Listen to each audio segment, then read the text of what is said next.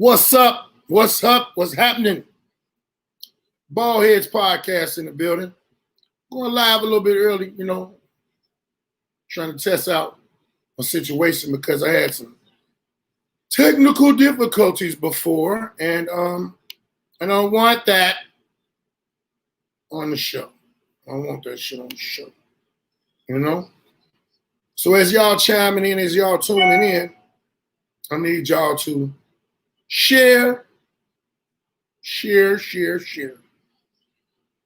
And we can go from there. Make sure y'all share if y'all are on YouTube. Go subscribe, hit the notification bell so that you can get all the notifications when I go live and when I post other stuff. I'll be posting a lot of stuff. I'm finna start posting a lot of stuff. Shows, skits, shit like that. And y'all can excuse me because I'm trying to make sure I repair something that I did. I put a flyer up, and wait a minute, was that for real? Oh my God, that was the worst stuff I've seen in my life.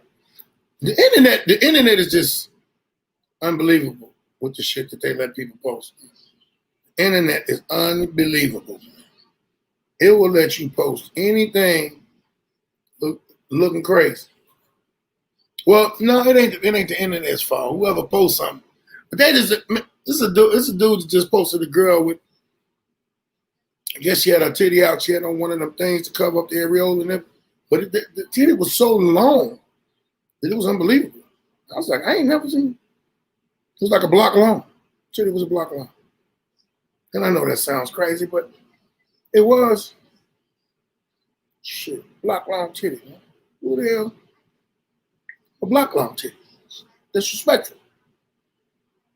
I post a lot of crazy stuff myself, so please do not get it twisted. I ain't perfect when it comes to it. I just talk a lot of shit. But also I want to talk to you people that are paying cable. Y'all got a cable bill that y'all paying. I got a hookup. It's called WeWatchTV.net. Wendell, what's happening, my brother? WeWatchTV.net. Go on there. It works with Fire Sticks, Android phones, iPhones, computers. Get over 9,000 different streaming channels, movies, all of that. And if you are paying for cable, stop paying for cable. Just pay for Wi-Fi.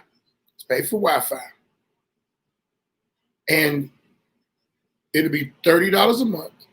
We Watch TV is $30 a month. However, with my hookup, put Baldhead in as your promo code, you'll get it for $20 a month.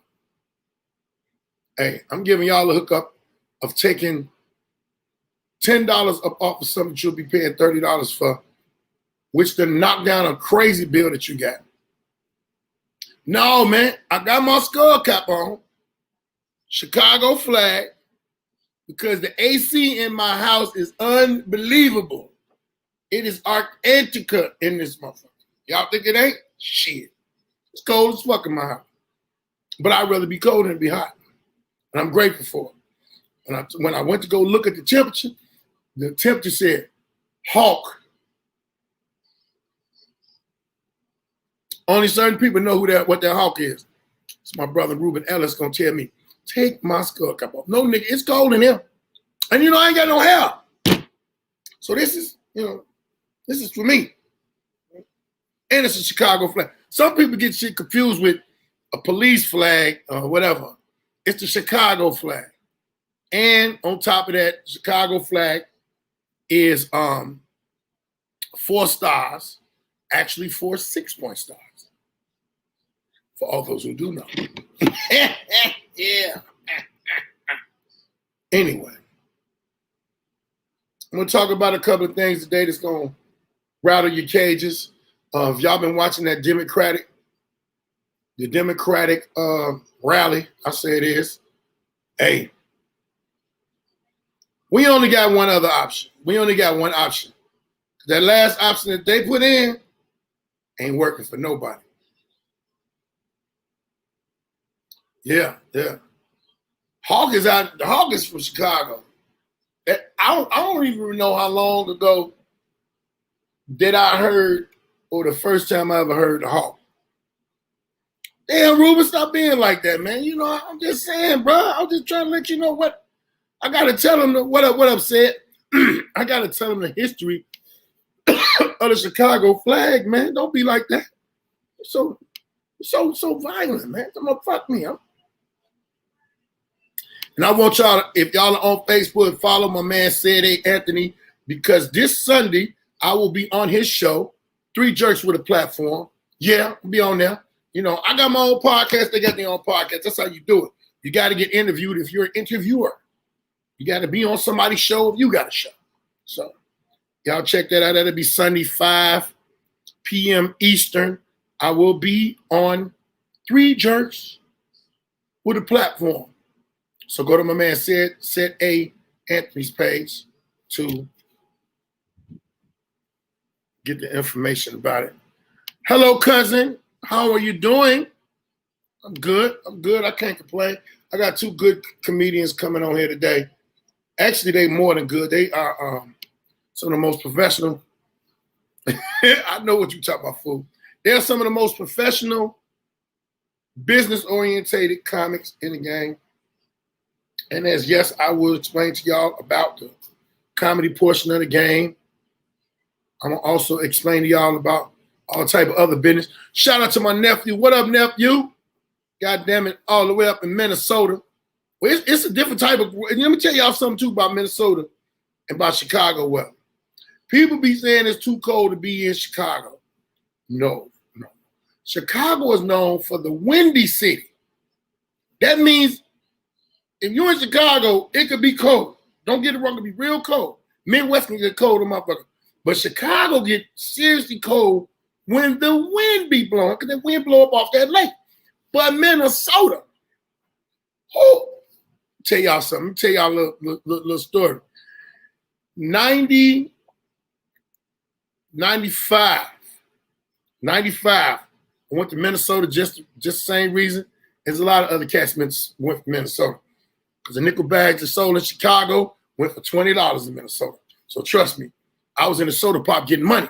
But very first time I got off, it was snow every fucking where. The way they don't got no salt down there, so snow don't melt. They just push that shit to the side. So it'd be big snow banks the whole winter all the way down to September. Y'all think I'm bullshitting? I ain't lying. I got off the fucking Greyhound. Bad enough, I'm already getting off the Greyhound. I'm finna go to my brother's crib. My brother Pete. Shout out to my brother Pete. Patrick Cox motherfucking ass. I'm trying to get over there, get to him so I can, know where to maneuver and get my hustle on, right? Let me tell y'all something, man. First off, I'm riding the Greyhound with some shit I shouldn't have had in the Greyhound. And I was a slick nigga then. I can talk about it now. I put a bunch of old lady clothes and ladies' clothes in the bag and my shit in a coffee can way up in the front. So I had to always be at the Greyhound first. Had to be at the Greyhound first to be in line first. So when I hopped on the bus, wasn't nobody on the bus. Threw that bag right at the front, right up over the bus driver. Went straight to the back.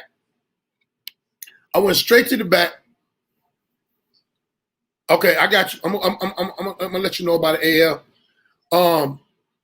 Went straight to the back, sat out. I'm sitting and chilling. I can watch my shit all night. They don't know if I put it there or if it was there for the last time. That's how I used to ride the Greyhound. But I'm getting off the Greyhound with a bunch of this shit in the coffee can. My bag, old lady cup. Let me tell you something, man. I'm gonna tell you something, man. I got off that damn Greyhound in that Minnesota cold. I inhaled. When I tell you, all of my nose hairs froze the fuck up. They froze up. And I get on. I'm looking for my brother. He ain't nowhere there. He ain't nowhere in the Greyhound. Yeah, I get on the phone. First thing I say, man, hey man, where's you at, man? I done made it. My bus is here. He say, it don't cost nothing but $3 to get in the cab and go to my house. I said, man, I got this shit on me. He said, and you ain't getting in my car with that shit, because I know you probably brought too much, and then it's going to be too much if we get put. I said, you know what? Fuck you. Give me the address. This payphone shit, ain't no text messages, nothing of that's going on. This payphone shit, wasn't no texts even going out there. I don't think Sky Pages was out there. Man, I done, what might have been? I don't know why the fuck we still on the payphone. So it might have been 93. Anyway, I done got the address. I done held down the cab, hopped in the cab. When I tell you, man, I had on a jacket. It was so fucking cold, man. I'm like, man, I need to go to the store and get a coat. I never knew nothing about Minnesota. So I wasn't prepared. Hey, man, you know your daddy, boy. That motherfucker said, man, you ain't getting my motherfucker out that shit. No, you got all that shit on you. Get your ass in that cab. Come up there. This motherfucker crazy. So I get in the cab, get to my brother's house. What's up, Miss Laws? And I'm from then on, I know he do. I'm on the bus. I'm in a cab, and I go and I make some money. My first go around. I made so much money, it made me decide that I'm gonna be playing in Minnesota. That's it. Tony, what's up, man? Yeah, Minnesota is the coldest place. They talk that shit about Chicago, but if you've never been to Minnesota, and the reason I say Minnesota is colder than Chicago to me is because the wind does not have to blow. They have a steel cold. I mean, that cold ain't nothing like anything you've ever seen in your life. Nothing like you've ever seen in your life. So I seen a penguin down there with a mink on.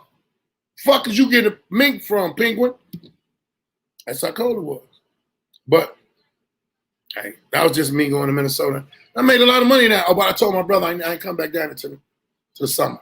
I'm not ever coming back down here till the summertime. So the hell with you. The hell with this weather. The money good. But I made enough money to wait to come back for the summer. And that's what the fuck I did. I did a lot of shit in Minnesota. Don't be going nowhere, Miss Laws. I made a lot of fucking money to do what I had to do in the summertime. And wait for the summertime. But I'm about to bring my first guest on. It's my dog. This brother is very prolific, very militant, and very freaking real. I want y'all to give it up for one of the funniest, coldest comedians that you don't know and you should know. And if you do know, congratulations. It's my man, Griff, in the building. What's up, Griff? Man, what's cracking, OG? First of all, that DC beanie you got on, though? This ain't DC. What is it? It's Chicago. This is Chicago flag, man. I was going, you know what? In my mind, I said, okay, I can appreciate him knowing people from, I thought you was like, well, Griff started comedy in DC, but he from Cali. You one of the Chicagoest people that I know. I was like, why is he? You don't have to change for me, Baldhead. No, man, we got the AC up in here on Arctic, and my head was cold. And it's like everywhere I sit in the house, you already know. The vent be blowing dead on my dome. And I'm like, I can't take it. Not today. People think only babies release heat from their head. Everybody do. Hey, man, look. Everybody do. No idea, man. But, man, tell them what you got going on and tell them about yourself, where they can find you, so you know my audience that don't know you can get to know you. Man, well, real quick, today I've been doing comedy for 25 years, 4 months and 5 days. I wanted to be a comedian since I was 3 years old. I never had a backup plan. I'm from Los Angeles and San Jose, California, and my mama and aunties and cousins, and nobody knew a comedian. I was never introduced to a comedian until I became one. I'm on my third morning show right now. I was on V103 with Frank Ski and Wanda. I was on Hot 107.9 in Atlanta with the 18 morning show, and now I'm on a nationally syndicated morning show with the 7-time Grammy Award winning Erica Campbell from the group Mary Mary. Oh yeah. And what's cool about that, since you from the Chi, then you can appreciate this. We just started WYCA Rejoice 102 in Chicago and Hammond on Monday. So now, I used to say you could hear us all across the country except Chicago and Los Angeles, and now I just get to say LA.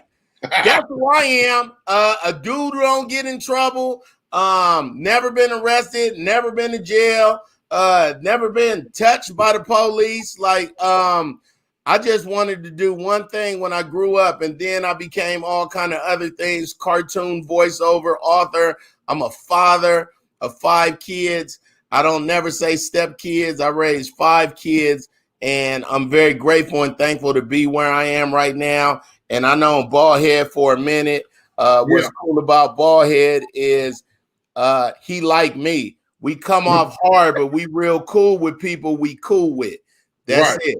And everybody else, if you don't like me or Baldhead, nobody care. You got a bad spirit. It don't hurt our feelings. We not taking naps going, man, I wonder if Sandra in Columbus, Ohio still. Shout out to my sponsors, WeWatchTV.net. Go and get that address while it's on the web while it's on the screen. But let me tell you something, man. This dude right here, man, is so. First off, y'all know me. I'm a cussing bandit. I know. I told you last time we talked briefly on Instagram that I was trying to change that, and I've been trying to do my best with the B word. Let me help you. Yeah. I'm on the clean side of comedy, and so what he's saying, what all of us have to go through. I was baptized in 2003, April 13th, by my pastor, Pastor Kearney, New Mercies Christian Church in Atlanta, and actually it's in Lilburn. Go 85 north and get off on Beaver Ruin and bust a right. It's that way. He baptized me in 2003. 2004 was the worst year of my life. 2004 was COVID-19 year for me. All the worst happened. And I kept saying, what about the baptism? What about the water? What about all them crackers and juice y'all got me eating once a month? Like, where is the help me part? I can't get no sandwich meat. Come on, Jesus. So in 2006 or 7, man, 2006 probably. Yeah. I just laid on the ground naked in my living room and said, God, I'll change. I'll do whatever you want me to do. Just help me. And the first thing he said was, put some clothes on and you fine. You know what I'm saying? Right. Fine. And guess what? I'm a cussing dude, but only people who know me know. You know what I'm saying? I got a sharp tongue. God made it. He know I be cussing. He know I'm doing 1,100,000,000% by not even saying damn on nothing. He knows. So I'm cool with my pace. Pick your pace. Oh no, I'm never. When I go to the barber and they be like, hey, you want us to put some, once you put the makeup on your face, it's straight to poodle skirts and Tyler Perry movies. Hey man, I'll be down my face and I ain't going. Let me introduce Hank first. Thank you. Shout out to my dog, Hank Denson in the building. One of the funniest, coldest dudes, business runner. What's up? Let them know what you got going on, Hank, and let them know where you're at. All you teachers that are in the building and on the show, y'all need to stand up and follow this dude. Well, I want everybody to follow. Hold on, Hank. Baldhead, we gonna need you to do some homework. You tell them where we from. You don't get to half host. This is not an open mic. This is your show. This is your show and your podcast. So you need to say my bio. You need to say, I don't care what none of this say. This is my dude. You don't get to say, he funny all across the country. You've seen him everywhere. Don't do us like that. Listen, I understand, and you're right. And only people can check me as the person where I'm wrong. But let me explain something to y'all. I was trying to get y'all later on down the week. I didn't have nobody today. So with blessings from above. I thank both of y'all at the last minute. Really, Hank was asleep, but at the last minute. I was.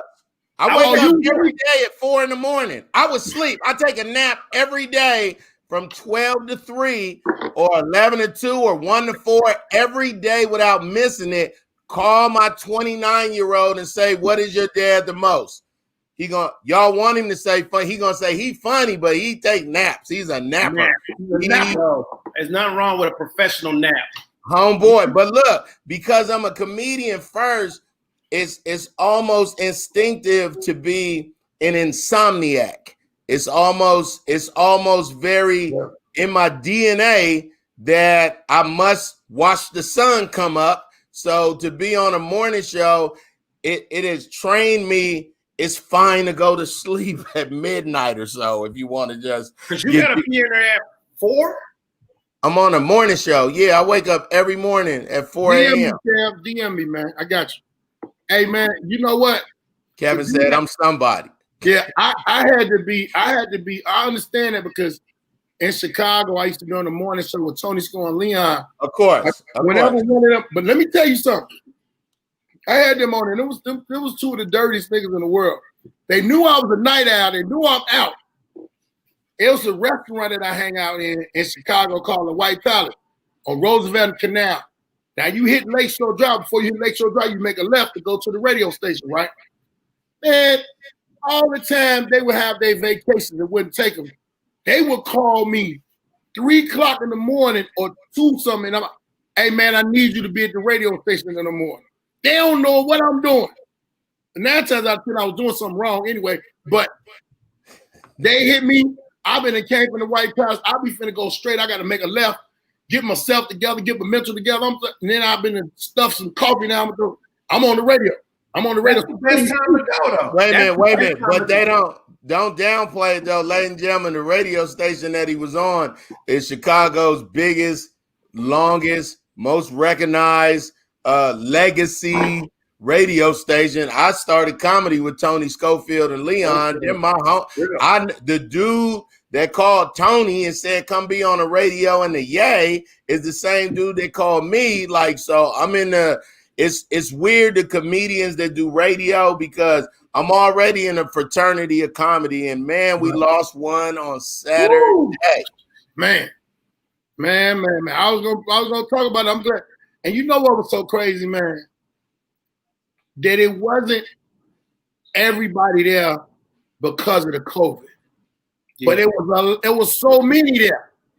It was a lot of fans there. It was a lot of people. He had a lot of people who saw him perform and blessed his life. And man, I met my girlfriend 22 years ago at his comedy show, or we was at a bar. And if it wasn't for him, me and my son wouldn't be talking together. Like, that's the kind of dude he was. And what's awesome about our fraternity is, for reals, it's nothing. I ain't go to college, so maybe I'm wrong. But to me, all the AKAs and the Deltas and all the Greek, they all Greek, but they all not cool.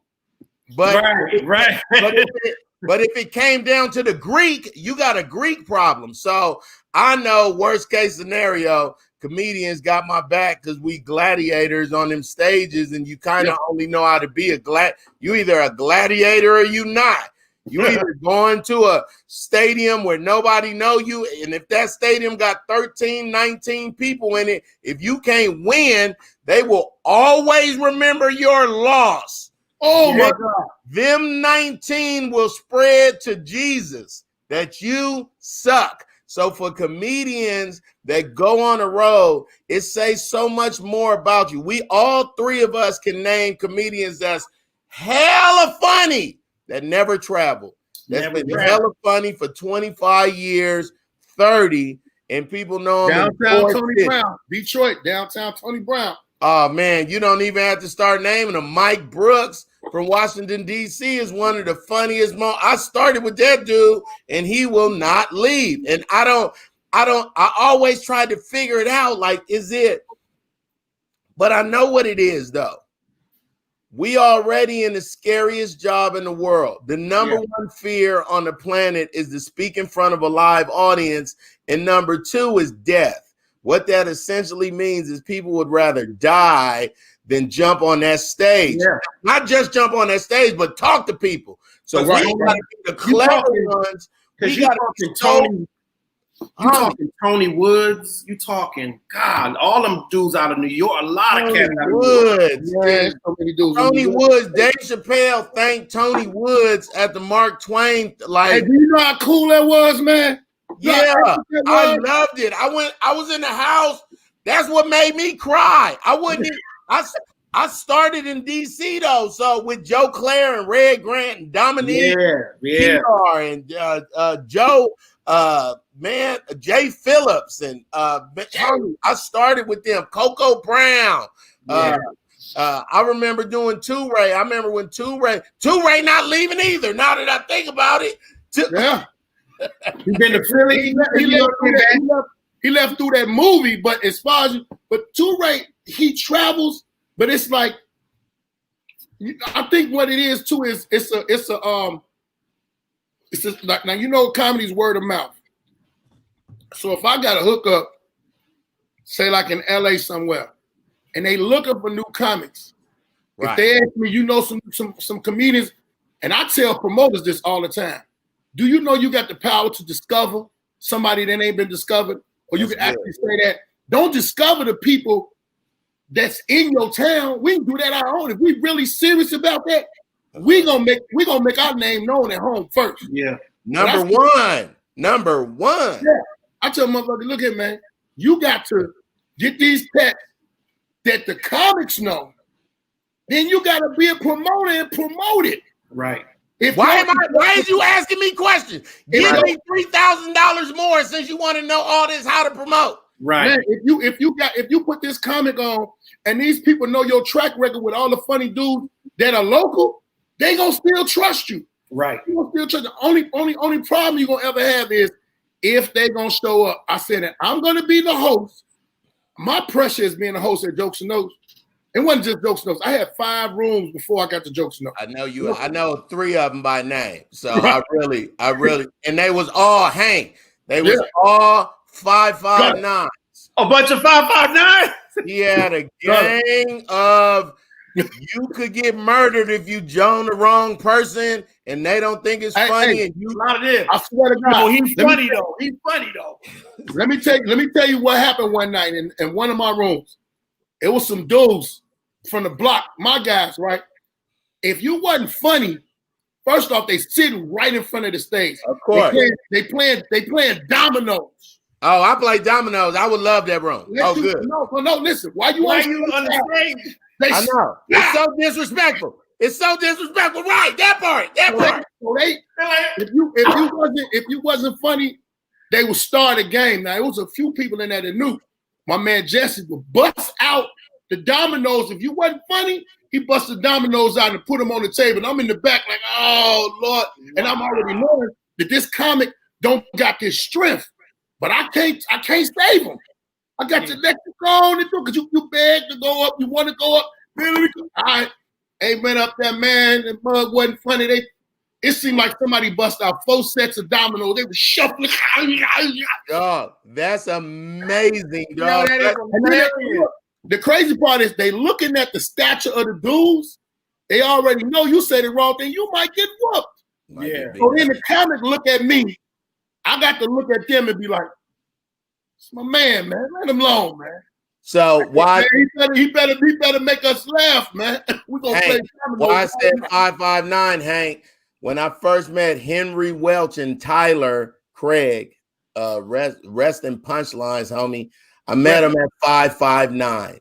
It was in April of 98 before I moved to Atlanta in November. So I ain't really nobody. I met my father in 97. I caught a Greyhound bus with my kids to meet my dad and rekindle our relationship and say, hey, man, you got some grandsons, this 3rd generation. I don't want to be that guy. You know what I'm saying? So then, and that was only one time, but I went straight after me. I was like, we cool. I got to go find some comedians real quick. So I talked to him by pager back then, and they said, okay, you could do Ryan Cameron's Wednesday. It's dope. It's at a club called 112 Tweezy. Yeah. So at 112, everybody was there. Jermaine Dupri, I mean, every rapper from Atlanta, all like one of them spots. But it was cool though. And the second one is on Tuesday. You're not gonna have too much fun at it. The second one was hosted by Bruce. Oh no! This is the club Bob Sumner found Bruce, and like it's everything that the lore of it is. Henry Wells tell me, hey, I'm hosting it. They don't even like me. They only mess with Bruce and this dude named Shotty. But look, we're gonna give you your money. We're gonna give you your money, and you gonna get booed. It's fine. Just come off, Cali. Come on, right. You cool, Cali. It's all good. But that table in the front, whatever you say, he said, look at that dude right there. He funny looking from here, ain't he? I'm just saying, homie. Or do what you want to do. So I went on there. Hey, I'm Griff. I'm from Cali. You know what? Boo. Yeah, man, it's good to be in the South. I really love the South. I ain't never. And they booed me, and I went off, and Henry gave me my money, and he just said, stand over here, because after you get a Horatius booing like that, you don't want to pee, you don't want to do nothing, but stay behind the green room. When they locking this place up, I'll leave again. You don't want to go out. The next dude go on, and he bombed the same way, except he started talking about that table in the front to get his. The first time in my comedy career over 25 years, in 98, I saw a comedian get stomped out like he was a blood in the Crip neighborhood in Atlanta at 559, and the DJ was playing beat his ass music. Like the DJ kept. It was bananas. It was bananas, dog. And they kept on with the show. And then Tyler's told me, at least you was obedient. You did. And that's my Tyler Craig story, dog. Hey, listen.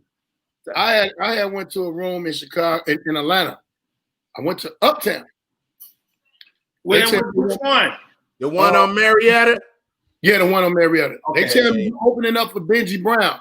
Oh, they love Benji. Now see, I'm a headliner in Chicago. Of course. So and I don't know these people, so I'm selling shit too. I got to get down. Man, I tear that mug up the first. Now, matter of fact, this was Valentine's Day. This when, whenever the snow came up here, it wasn't shit to me. When they shut down the city? Yeah. Snowmageddon. I was so upset because I was in my pickup truck and I'm like, where are the humans? I pull in the gas station and Damani, my daughter 10, so this was 10 years ago. Yeah. Her mother was pregnant with her at the time. I'm sitting up there like, man, where's the people? So I see a police officer. He see my plates. He said, oh, this ain't nothing to you, is it? I said, man, where's everybody at? He's like, oh, it's 2 inches of snow, man. They in the house. Ain't nobody coming out. I'm like, 2 inches? I said, do you know what 2 inches of snow is? That's if they get on your windshield, you blow it off, and it's not right. Yeah. So I'll go, we do a night, one of the nights is popping, it's banging, it's packed in there. Probably was the next day. Man, Smokey, my man Smokey, Chris Smokey. It wasn't the next day because that was the worst day. Right. Well, I don't know. Whenever it was, one day they didn't do the show, and the next day they did. They still, and I was amazed, gave me the little money that they gave me. But mind you, I was featured. So, and you know they done put 30 people up. So you got to go with the aggravation of that. 36. I'm saying to myself, how many, Hank? 36 people. I'm finna sell these DVDs, so I got to outshine everybody. And man, do you know, Smokey told me on Thursday night, he said Thursday night, Magic City. Now, I think K-Dub was hosting something. Yeah, K-Dub was hosting. So Smokey said, over there in that corner, they gonna act crazy. He said, VIP. He said, them strippers over there, and they little stripper boyfriends. So he said, watch them because they gonna boo. Dude said my name. Yeah, coming to the stage. Comedian Baldhead Phillips. People come. All of a sudden, when the claps, I heard boom. And so I'm hearing his females, but they don't know. I done already been on the sideline and peeped every last one of them out. Boy. So I'm doing my thing. Got the crowd. Bam, bam. When I get the crowd to right here, one of them say something else. I said, hey. I didn't even look over. I just said, let me tell you something. I pointed just like that. If it wasn't for singles, you would not even be noticed tonight. I said, if it wasn't for baby oil, you wouldn't know nothing about the smell. You are a stripper. We fuck you for nothing. Dog. Your fathers are ashamed of you. Your father is rolling in her grave. I just went on and on. They was turning the tables over in that building. I never, and that's when the other dude, Hank, was the manager. Yeah, big tall Hank. I just saw him Saturday. Hank told me, he driving trucks now. Hank said, the hell with all that shit. Hank told me after it was over with, he said, dude, I've never seen nobody come in here and roast them like that on a Thursday night. He said, and you didn't call him a bitch or nothing. I said, damn, I didn't call him a bitch. Damn. Because that's when the dudes try to stand up, man. Don't be calling her no bitch. Yeah. And you already lost them. When they say that low self-esteem, you already lost them, dog. I didn't know that the strippers sat that close. Remember, Nar used to host Uptown. Tuesdays are Tuesdays. And in Buckhead. Yep. And when I first moved here from Massachusetts, I was doing shows, but every time I went into Uptown, it was Comic View. It was like, yo, that dude's I'm like Comic View, because the only person I knew out of New York was like Zoo. I knew Rudy Rush, because I used to do T.P. Hearn. I used to do shows with T.P. Hearn, Cool Bubba. T.P. is Memphis. Yeah, so I knew these cats, but none of the dudes in the South. So when I got here, he was like, yo, you were doing me. When I first moved here, me and Nar kind of looked alike. So I was like, people were like, yo, Nar, this your cousin? I'd be like, nah. And between him and David Banner, I would be like, nah, bro, I would have to be like, East Coast. So I didn't know the strippers was up close. So, I'm just doing my blah, blah, blah. And the lady was like, oh, you're really pretty. She was like, yeah. I said, what's your name? And she was like, Son Candy, something like that. I was like, y'all strippers? Like, really? Like, I was excited. Like, yo, really strippers? That's funny too. That's funny They was laughing. They was laughing like, yo. I'm like, so y'all, and I'm having a conversation, but they laughing. I'm like, so y'all off? Like, so y'all, this is y'all clothes? Do y'all take showers and stuff and just? And they like, yo, Nar was like this, yo. He said, yo, you killing them, but yo, leave the strippers alone. I was like, dude, I just didn't know they just. I never. No, I can hear your excitement still that you didn't know. So y'all, well, because in your mind you say, let me see. I don't believe. I don't believe. I'm like, what are we doing here? This is a waste of time. This is open mic. What are we doing? Let's wrap this up. What was so crazy with me, man, when K-Dub did it, he was like, man, we finna go to Magic City. I had never been to Magic City. Never? Had never. Now, my first experience was me, my pregnant daughter mother, which she was down here. She had been down here in Atlanta for a while, and she was dancing. Man, let me tell you something. We go in there, me and her and Smokey. Now, me and Smokey was hanging together left and right in Chicago. Yeah, so we got a whole lot of Derriman. Man, that's old school shit, Derriman.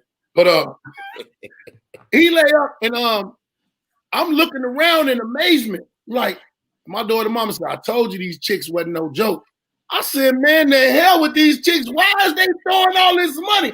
In my mind, I'm thinking about 4-5 dudes I know come up there and we stick the whole place up. That's hilarious. I'm not thinking about. I said they is sweeping money up.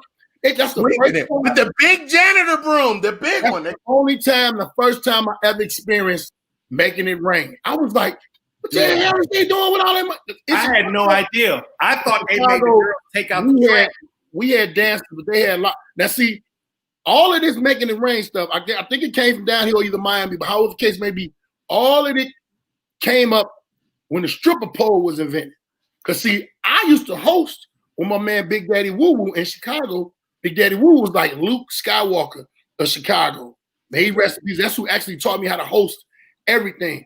Yeah. He had me knowing that, these strippers, they strippers, blah, blah. It wasn't no polls. We used to be in a regular lockdown place. A secret few people could come in.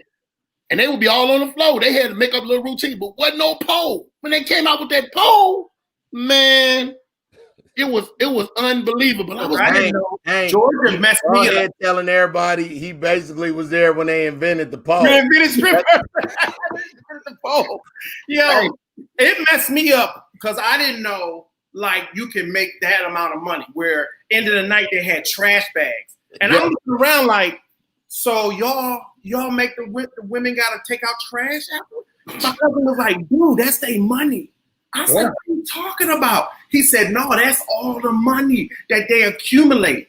And then I didn't really know how much money really that like 6-figure strippers was making until I worked for the Hawk or NBA. Because I didn't know that the business was that crazy. And it solidified it for me when I did barbershop and what's her name? Nicki Minaj wouldn't do her booty scenes. Like she wouldn't do none of the booty shake scenes. So they brought in strippers. That was disappointing.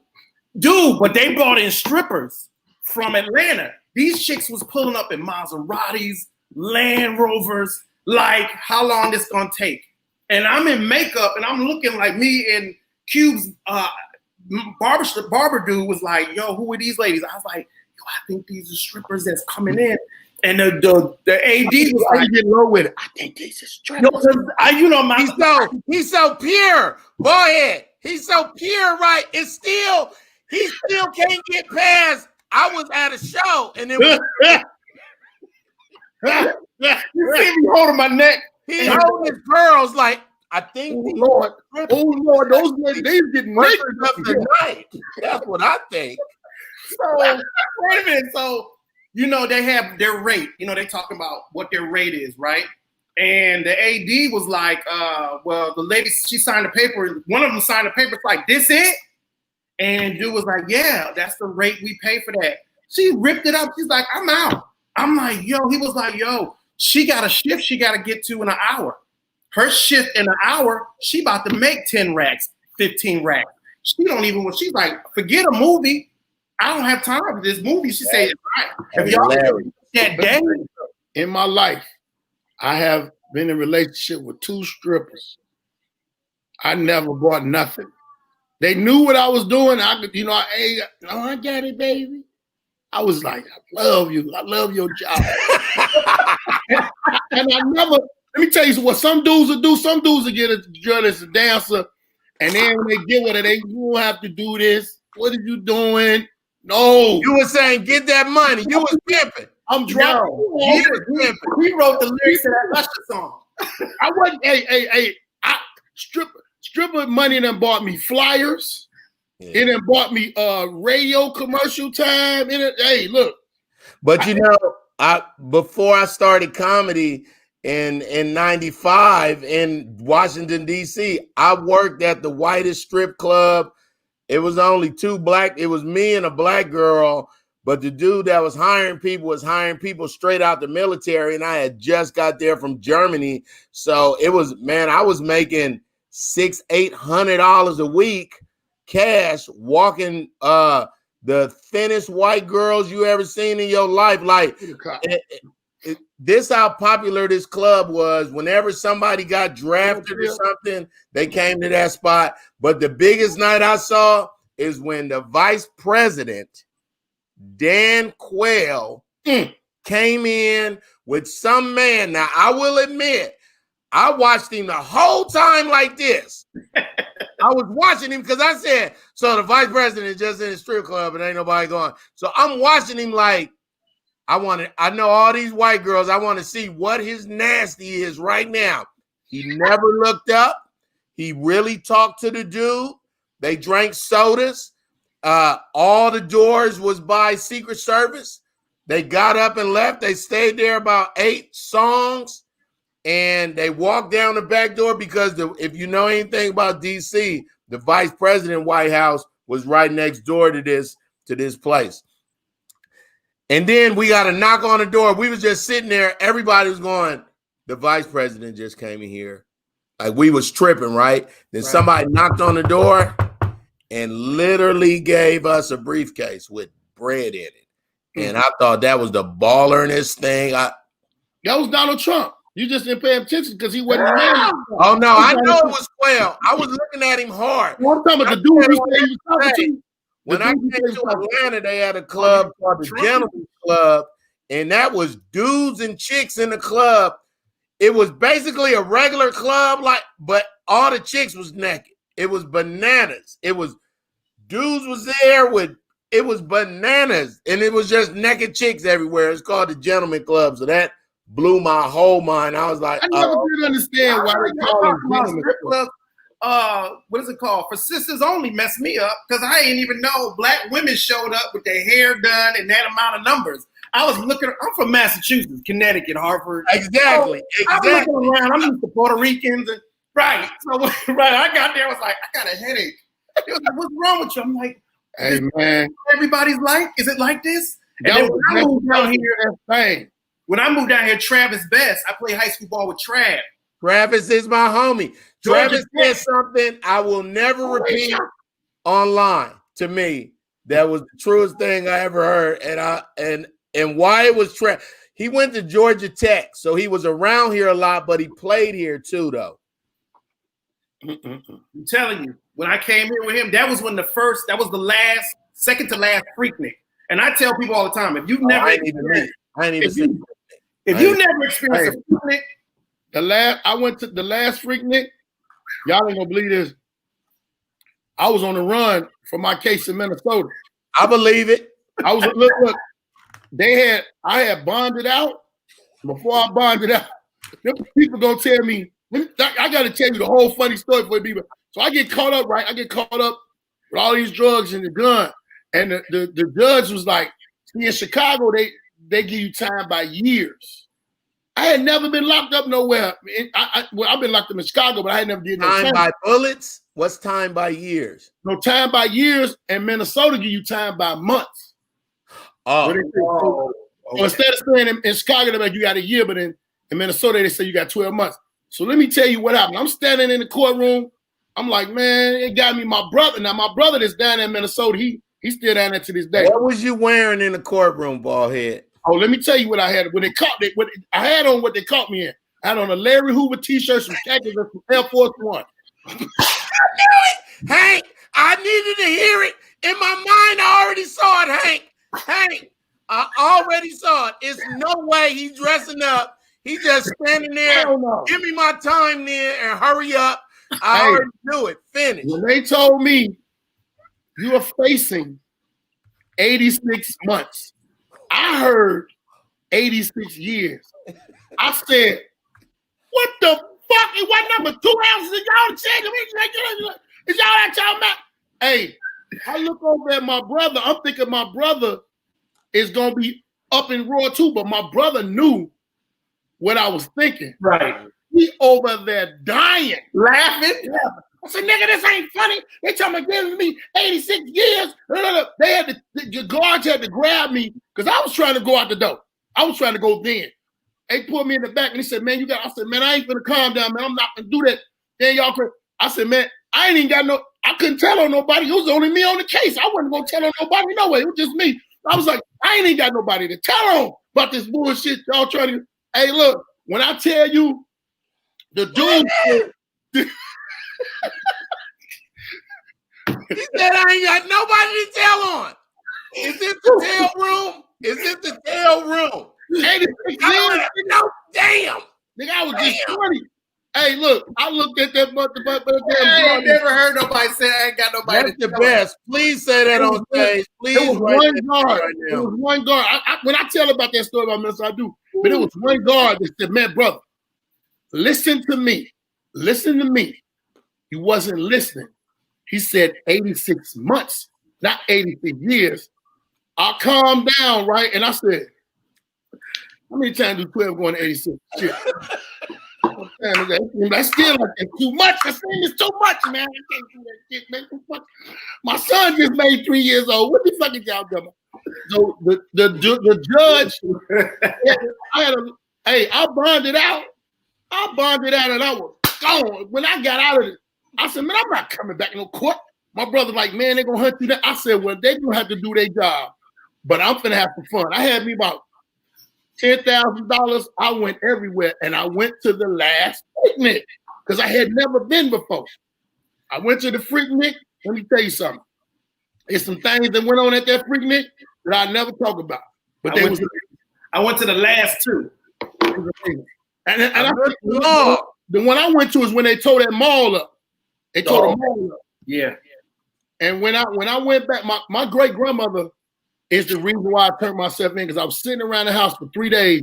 Because I only had a three-day thing. I was like, they're gonna try to come get me, right? Because I went back to Chicago. My grandma. And how many days? That day that they said it, I was in Chicago when I bonded out the next day. But I knew damn well they was gonna try to come at me. In the first place they was gonna try to come was my grandmama. You need to be a lawyer, dog. My grandmother, listen, let me tell you something. My great grandmother, she knew something was wrong. I won't believe him with that dyed beard, though. He been through too much. He been through too much to look like he's 24.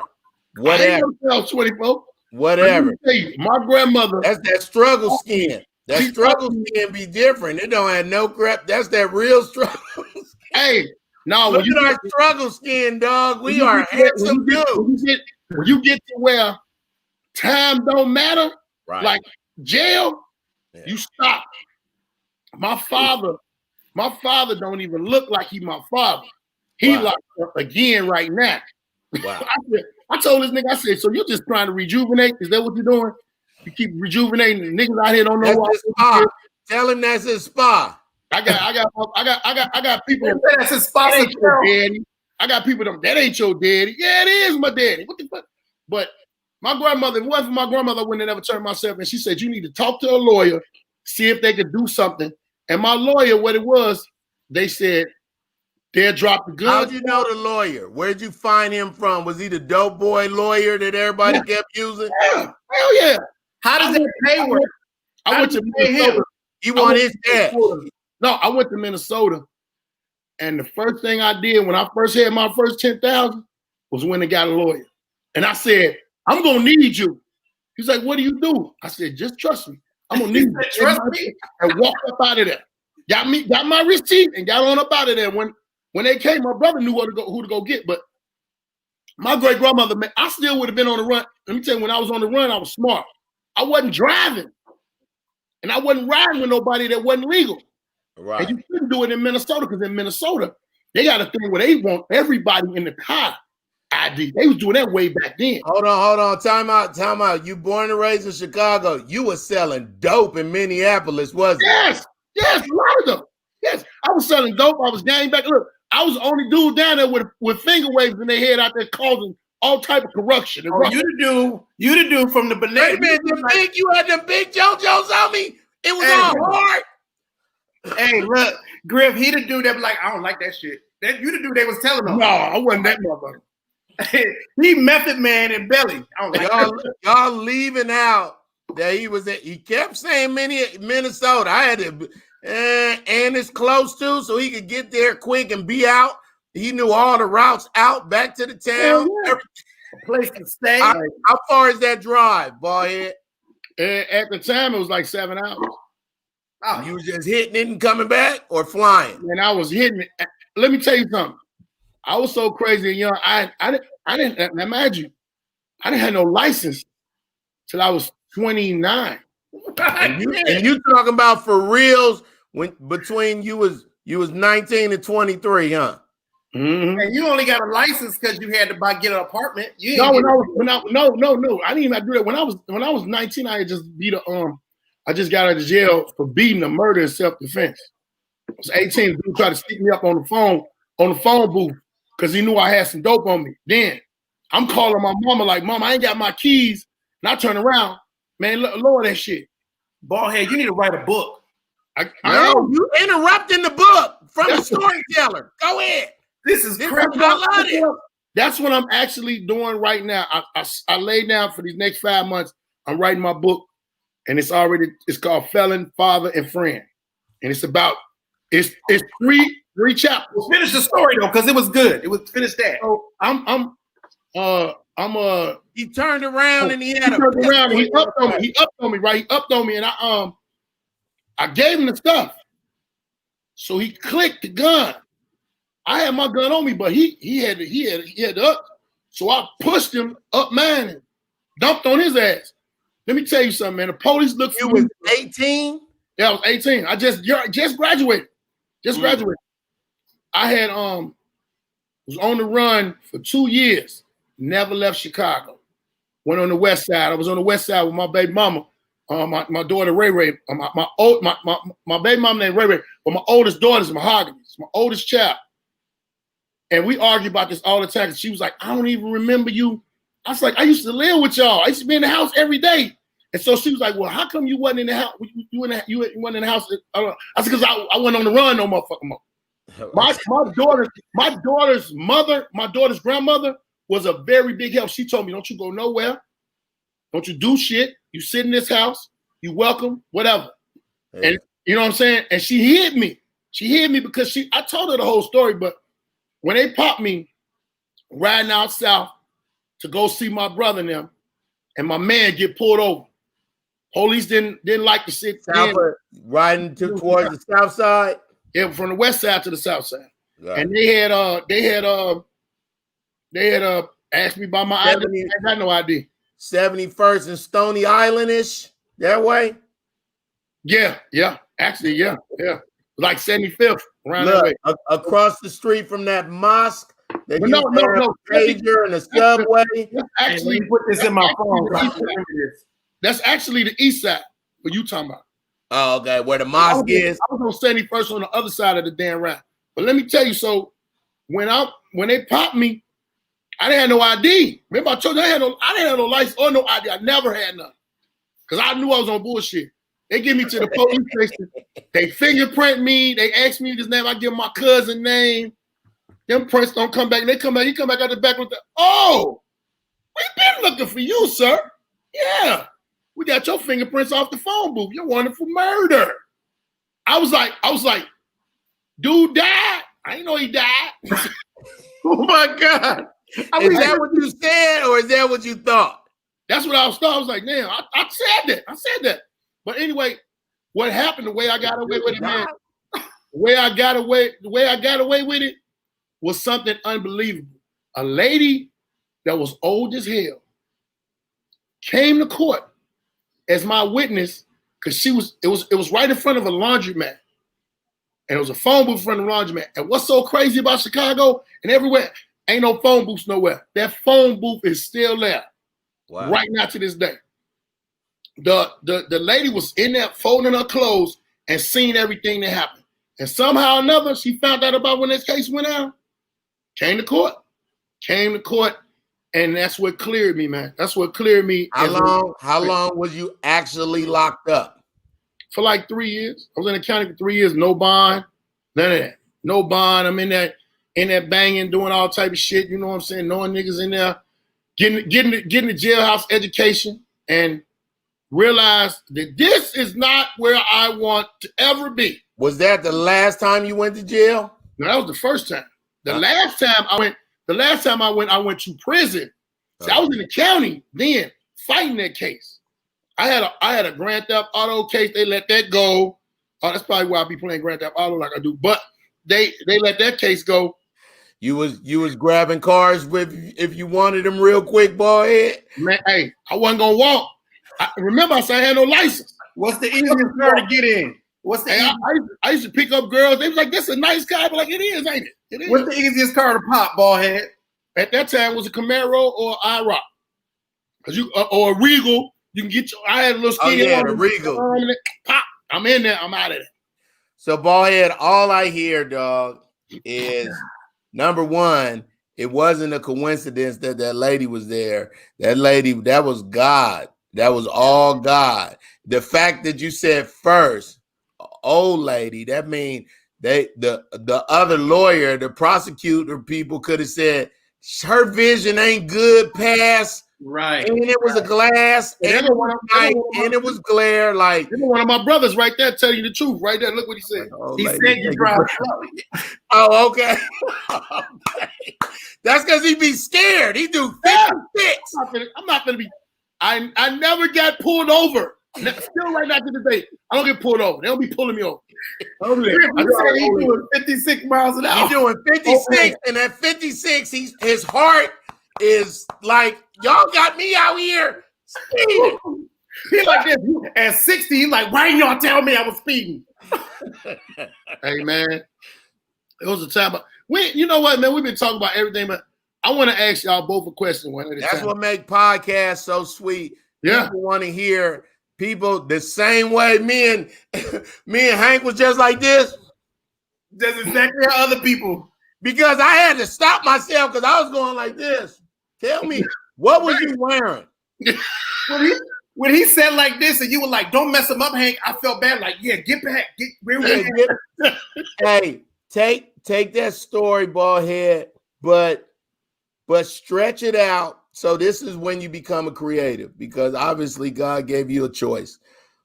Take that horror story and insert his white friend that he sometimes really wanted to go to school, but he just wasn't smart, and he just put all that and stretch it out. So by the time you even 18 and they looking for you, that's season 2.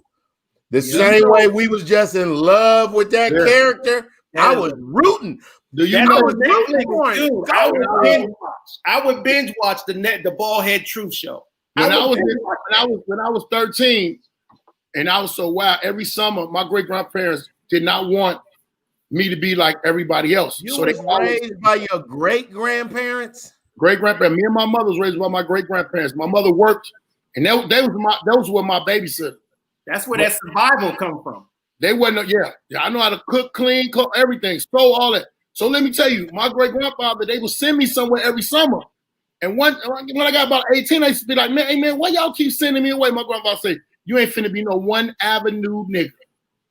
You gonna be able to sit out anywhere. So one summer, when you talking to my friend, I was in Pueblo, Colorado, because I'm 13 now, right? We done moved in the neighborhood. My mama done moved me in the neighborhood where the other gang was dominating. And I'm still in my gang. So they like, man, somebody threw a bottle at my mother because they knew I lived there. I went on the block and shot the whole block up.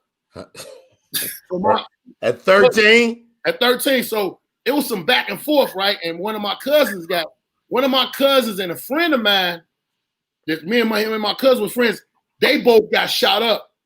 So my grandfather already knew I was getting active over there. And I told him, y'all shouldn't have never moved me over there. I gotta survive. Now I'm from Inglewood, so Big Mama done stayed in Inglewood.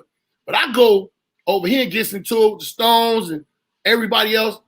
Well, make a long story short, my grandfather sent me to Pueblo, Colorado, where my cousin and my friend got shot up.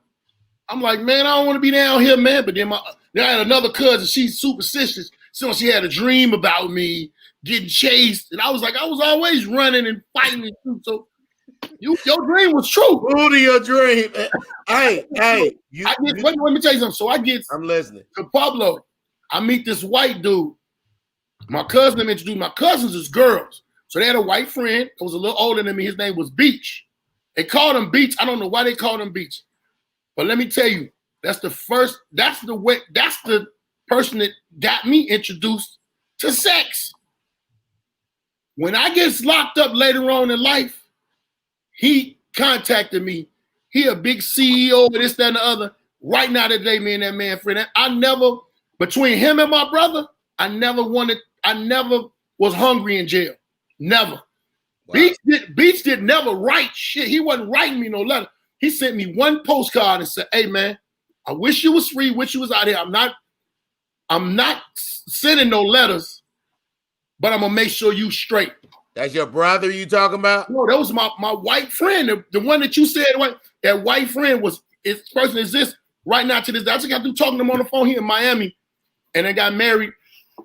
He got married against some lady, and if you see him, you see y'all together, you be like, he robbing that white guy. Yeah, you know what? They would, and guess what he is though? He's a corporate lawyer. I believe it. The best part about your podcast is you so interesting. You know what I'm saying? That's what the the fact that you survived all that and you still dye your beard is unbelievable. I'm gonna tell you why. I don't understand, Hank. I put girl products in mine now because it's so fresh. Look, I used it was real low, and I just kept this part hard, right? Hank, you know me. Right. Now I'm like, dog, I'm beard. I could do my fingers like the white people commercial on the side. I can't. I try. Let me tell you, I tried to leave my beard the way it is. See, your beard is distinguished. You got the white and you got the gray. I look like Grady from Sanford and Son. That's what everybody do. Oh, it doesn't even out? It's uneven. It's I'm gonna put it to you like this. I was in front of the store one day, leaving out. This girl I know's daughter saw me. She said, "Hello, sir. How are you? Get the fuck away from me. Get away from me. Not no damn sir. What's wrong with you? I know your mother. I know your mother." My wife said I can't do both. She said you can't have that gray strip in the middle of your hair and a white beard. I appreciate wifey. Way to balance you out, though. You know what I'm saying? Because you like, I'm going in. When we got home, I was like, yeah. She was like, you gonna keep all that hair up top? I was like, I'm supposed to cut it down? Like, she's like, it's too much. Let me tell you, your wife know what them hoes like. She keeping them hoes away from you. He be like this. He's funny and he was handsome. You gotta do something. At the show, it was some of them girls that's, you know, she them ones on the poles. She touched my shoulder twice. It was 4 Did you finish school? Yeah, because my mama will whoop my ass. My mama ain't no joke. So you literally graduated. Oh yeah, you said you got an after you graduated from high school. Let me be honest. I tell you, graduated. I went to one of the, I think the first or the second biggest high school in Chicago, CVS. Yeah. I also got kicked out of CVS day school, had to go to CVS night school. So between CVS credits and this school called Double E, that's how I graduated. And I went to Tennessee State for 2 years, but I got tired of it. What was your major in school? Commercial arts. I know how to draw. Baldhead. Yeah, Baldhead.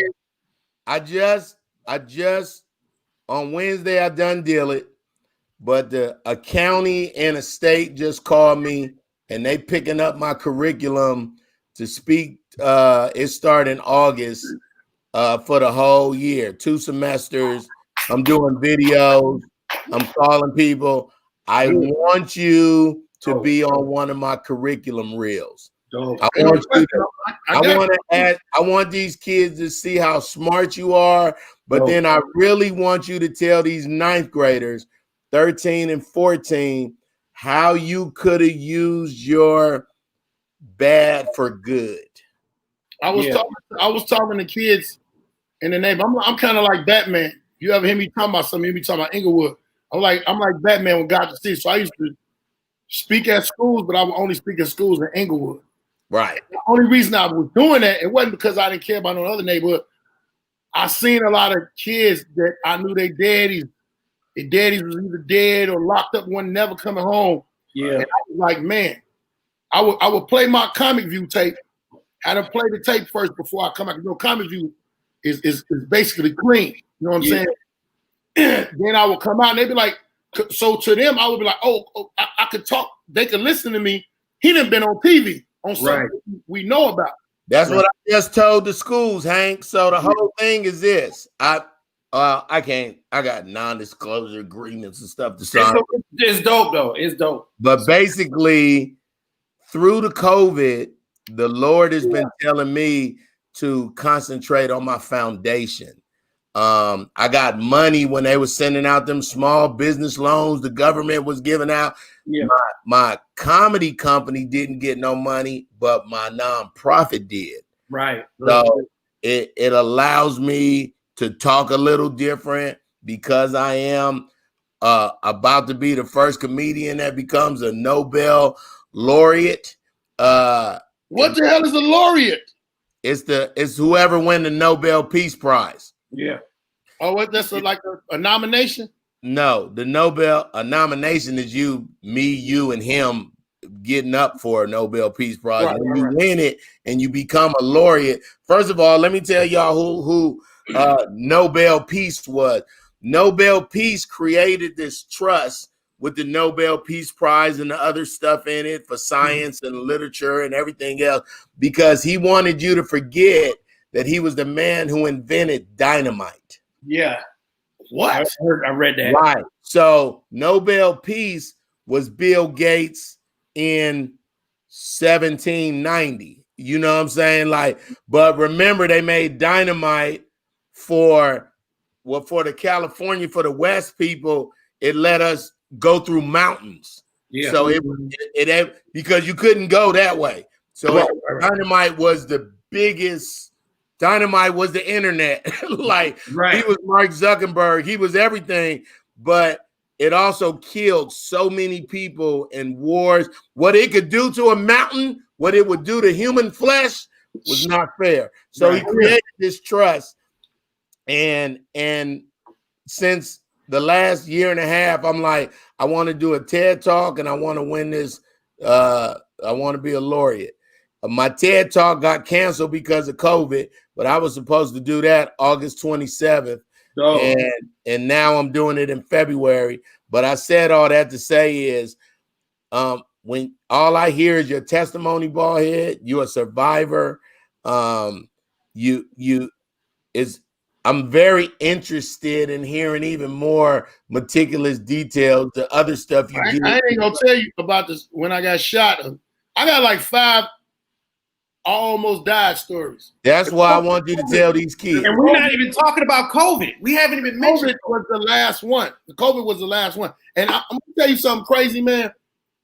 I done had so many things happen to me and make me realize that I need to change and do stuff. And it was like by everything I was changing, I thought I had already changed enough until I was laying in that bed for illness. And to me, it was like that's the weakest thing. One of my comedian friends, Corey Bell, said, she said, "Man, are you serious?" And that Corey Bell been knowing me way before comedy. Okay. He was like 18 or 19. So you know how many times you done got shot, how many times they done arrested you, and you about to die. She gonna say, after all them niggas you done shot, all that shit you done did, and you finna die from a cold? Hell no, get your ass out that bed. Right. I was like, okay.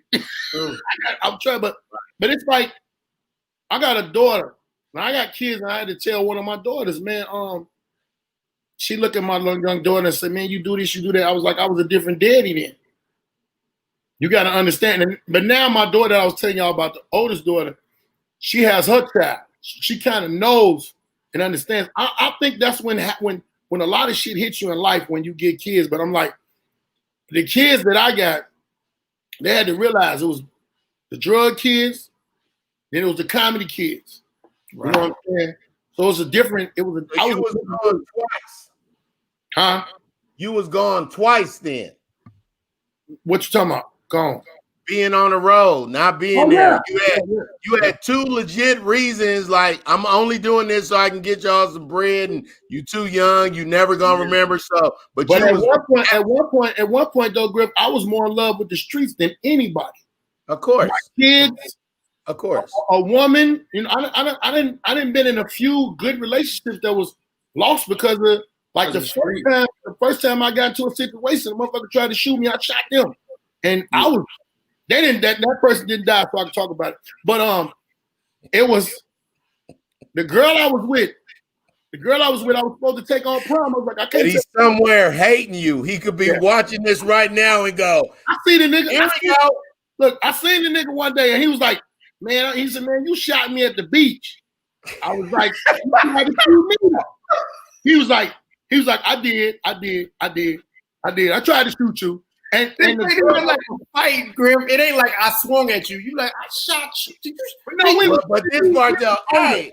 I was like 40 something in. I was like 40 something. I done seen 2 dudes like that. Let me tell you this one story. I'm through telling a story. I gotta ask y'all this question. You don't want to ask us the question. I do. I was 16 years old, man. First time I shot a person. Now shooting at somebody is something different. It was a dude, and my brother on it, he could attest to it. A dude slapped the shit out of me. Grown man, super thug in the neighborhood, right? Right. We on our bikes. He fly past in a little Chevette with two other dudes in the car and almost hit us. We ride our bikes to the corner. Mind you, same phone booth where I caught this murder on. Man, go take that phone booth and bring it on stage the next time. And I look at that phone booth and I'll be like, I pulled up. Ask them, can you buy that phone booth? However much it costs. I pulled up on that phone booth one time. I was in Chicago and I said, "You still here, huh?" And I walked off from the phone booth. But I told dude, I said, "Man, you almost ran us over on the motherfucker bikes wrong too."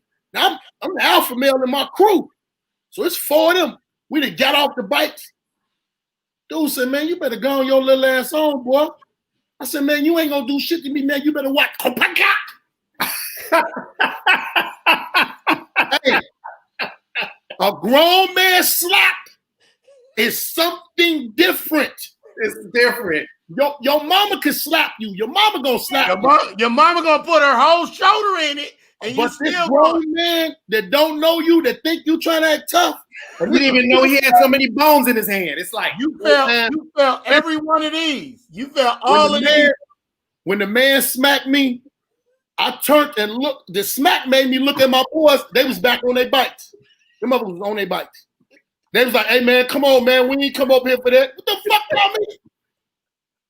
Me being a young chump, not knowing no difference, shouldn't have ran up on that grown man. I go get my little hammer. I come back. I said, "Man, you can put your hands on me. You the fuck." He said, "Man, what you gonna do with that little?" He ran. I don't give a fuck who he is. You get tough all day. That hot shit get in you. What? How old were you then? What kind of gun was it? It was a 38. Okay. 38. How old were you? 16.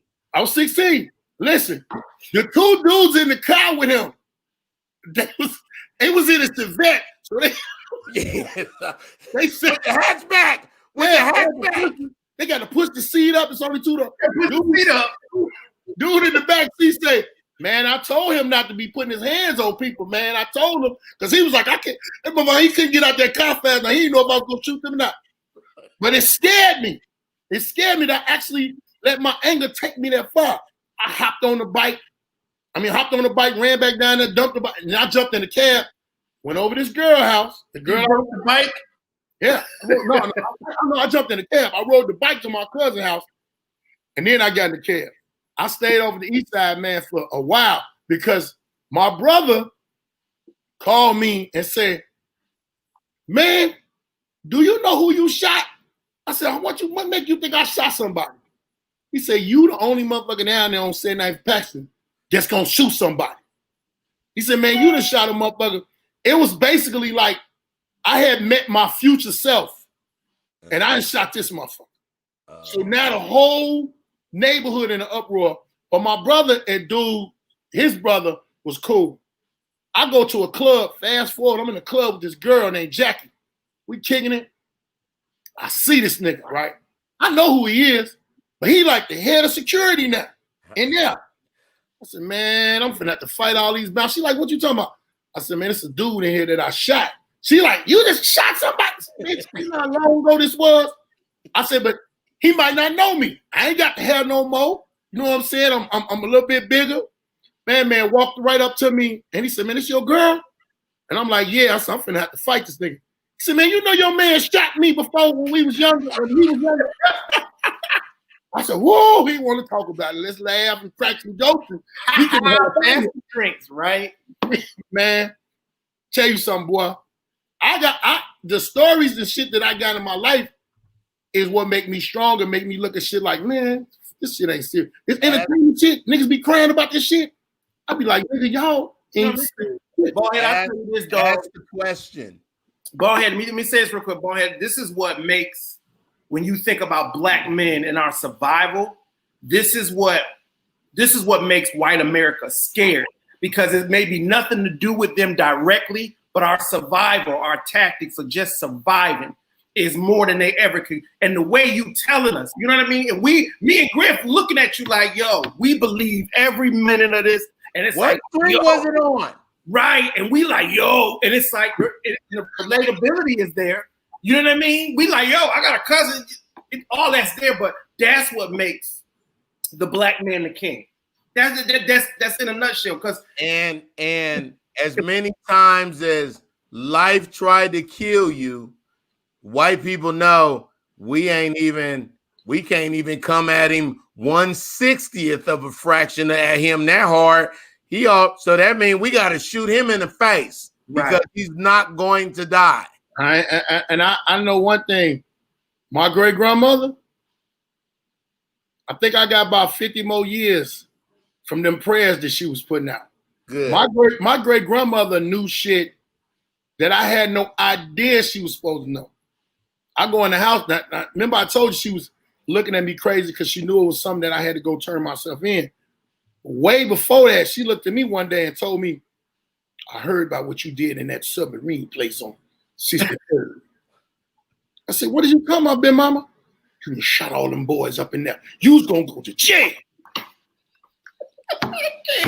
Now get your ass in there. And my grandma ain't cussed them, but get your ass in there and wash them dishes and go home. I don't even live here no more, lady. Why I got to wash these dishes? And what didn't you? And you went right in there and went like this. Big Mama. Yeah, you the hardest dude in the block. He washes dishes and vacuuming the floor at his grandmother's house. Great grandmother's house. Great grandmother. My great grandmother, before she died, she had a whole conversation with my family because I was locked up. She told him, and I got an aunt that's a year older than me. She the go-to person to calm me down. Not my mama. My auntie, because my mama like, y'all shouldn't have been messing with her. So my great grandmother told them in the family, she say, I don't know what y'all gonna do with him when I'm gone. Y'all, he done did everything for y'all. Y'all ain't sent him no money. I don't know what y'all gonna do. Because I done calmed them down. I done told my grandmama I done wanted to do. She like, no, that's family. But now I don't hold no beef. I just don't mess with certain people. Yeah. That's my whole outlook on a lot of stuff now. I don't mess with you. Big Head, this is 82 minutes, and you could have broke that up in 3 episodes. Dude. And you could just talk. This is all I want to see in the episode. The episode where dudes slapped you, the episode where them dudes ran up on you. I want that phone booth to be I shoot it. If you won't shoot it, let me produce it and help you write it. Because I see that damn phone booth, homie. And then you could almost call it the phone booth. You got to put Beach in a couple of episodes. Yeah. Beach right now. That's my man. I talked to him a couple of days ago. But really, how I want the first one to start, I want to see your brother when he was 14. I want to see what he would. How he, before the gangs really even came to Chicago. But so you got to visually, Baldhead, and even if you don't know how to, so this is the best part about God. You don't have to, I didn't go to college. I only wanted to be a comedian. But I still know how to be around curriculum writers and people who do. People will help you, homie. People will help you. Yeah. All you got to do is have the story. They're going to cast it for you. You're going to blah, blah, blah. The story is yours. The story never changed. Yep. The story, what's up, Tony? Oh, the cop car story episode. See, he got one too. He knows me for years. He knows me for years. So you just take 6 of them. You take 6 stories like you told us, but then to set the whole thing up, you could show your daddy when he was young, because he in jail now. Yeah. Show him when he was young and he had a son, which was your oldest brother. Then watch your oldest brother. But then out of how hard your daddy was and how hard your brother was, it was on you. And then your great grandmother could be a narrative.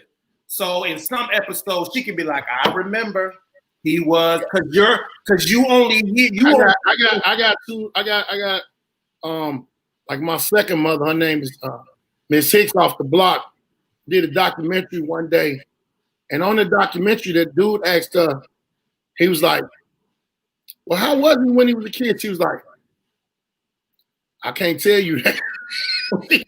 She was like, he listened to me. He listened to his grandmama. He said, but I can't tell you about that. And they was like, no, you can go and tell him. I even was right there like, no, you can go and tell him. Because it's really not the stuff that people know you could talk about. Yeah.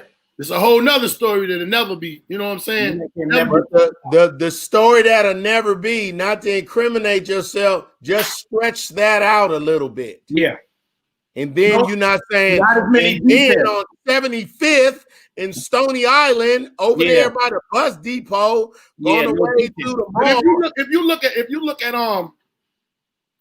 USV Undercover and all of them is real stories. Yeah. They stretched a lot of shit and they done changed a lot of shit.